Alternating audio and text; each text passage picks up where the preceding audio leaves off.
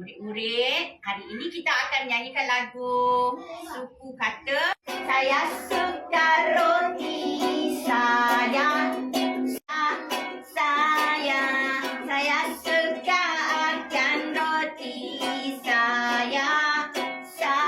Murid-murid, sekarang ini adalah kotak beracun. Ni apa? Kotak beracun. Buat sikit, tak dengar? Kotak beracun. Jadi dalam ni, cikgu akan bunyikan ukulele ni, betul tak? Nanti murid-murid akan membuka lembaran ni, membuka kotak beracun. Dalam ni ada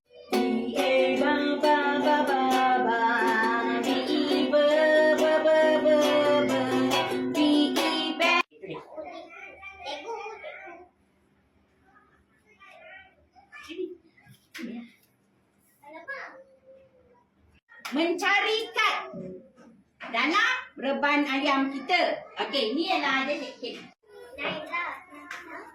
Okey, datang bawa sini. Okey, jumpa bawa sini. Okey, awak pula pergi. Sini, datang sini. Okey.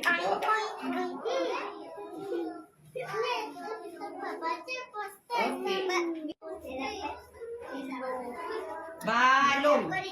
Ini dekat sini. Ini dekat sini.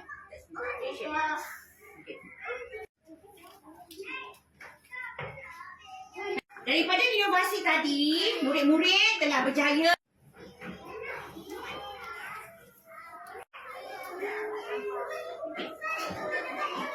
Dia dengan pensel. Nah, macam ni.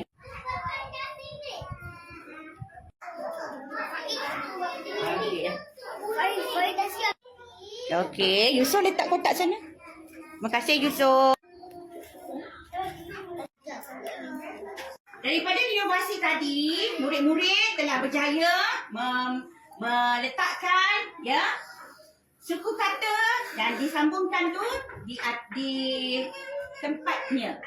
Setelah mengambil suku kata tersebut daripada sampul. Jadi seperti kokok, ayam berkokok, reban. Dalam ni ada dedak. Dedak. Okey. Telur. Kepak ayam, balung. Ini balung. Dan bulu. Bulu untuk anak ayam bulu.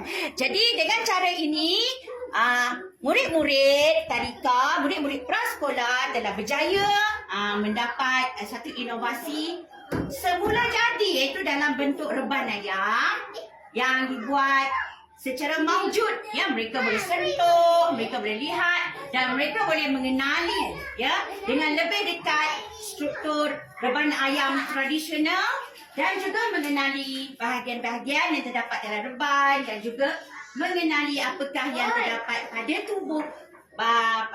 tubuh badan haiwan yang bernama ayam. Begitulah.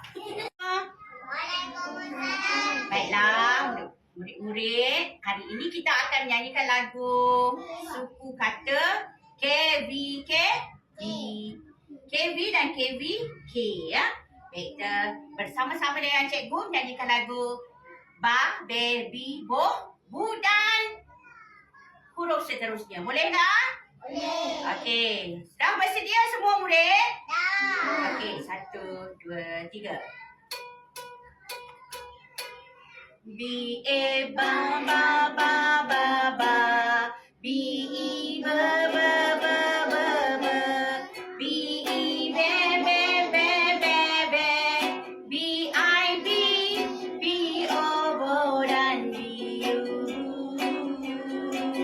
C, A, cha, cha, cha, cha, cha. C, E, cha, cha, cha, cha, cha. C, E, cha, cha, cha, cha, cha. C, I, G, C, O, cho, dan C, U, chu.